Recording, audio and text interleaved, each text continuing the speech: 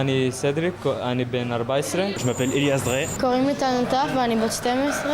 אני נולדתי בישראל וההורים שלי באו מפיליפין. Je suis venu en Israël il y a 2 ans. בן 19 מתל אביב. אמא שלי מבוליביה ואבא שלי ממקסיקו. When Yaniv Cohen established his Thai boxing club in the center of Tel Aviv, he had no idea it would become a microcosm of Tel Aviv society. Dans ce club de boxe thaï que vous voyez, At this Thai boxing club in Tel Aviv, you can find a little bit of everything. Native-born Israelis, kids from the Philippines, Colombia, from Africa, and more than a few immigrants from France. יפה, לא עובדים חזק. 14-year-old Cedric, the son of Filipino parents, was born in this country. But even so, he isn't considered Israeli, studies in a school for children of foreign workers, and has virtually no contacts with Israelis. חבר'ה ישראלים. Israeli friends?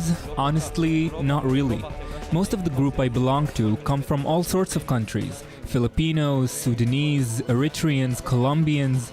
But this is about the only place where I met Israelis, and to tell the truth, was accepted as if I'm from Israel.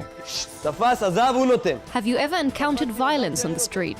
Yeah, there were a few times I encountered violence. Like the time they tried to steal my money and wanted to take my cell phone. But even though I learned boxing here, I obey the law. And if you have a chance of going, of leaving the situation, do it. Don't be a hero. Don't get into problems. איך שאומרים אצלנו גבר ולך על זה. Ils sont là pour le sport. They come here for the sport, not to trade blows. Whoever comes to hit someone to trade blows will find himself out the door. Yaniv came to Israel at the age of 5 from France. This may be why his club attracts many French immigrants. Most of them trained in the martial arts and now continue with Thai boxing. Par rapport à la violence. With relation to the violence that we have today in France, I think these kinds of sports can give a sense of security when people feel a need to defend themselves. Et c'est une manière peut-être de se défendre.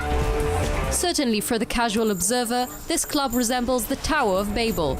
But you just need to remember the history of boxing and of wrestling to realize it's the sport of migrants. C'est pas pour rien qu'il y a It's not a coincidence that there are many immigrants and minorities in boxing.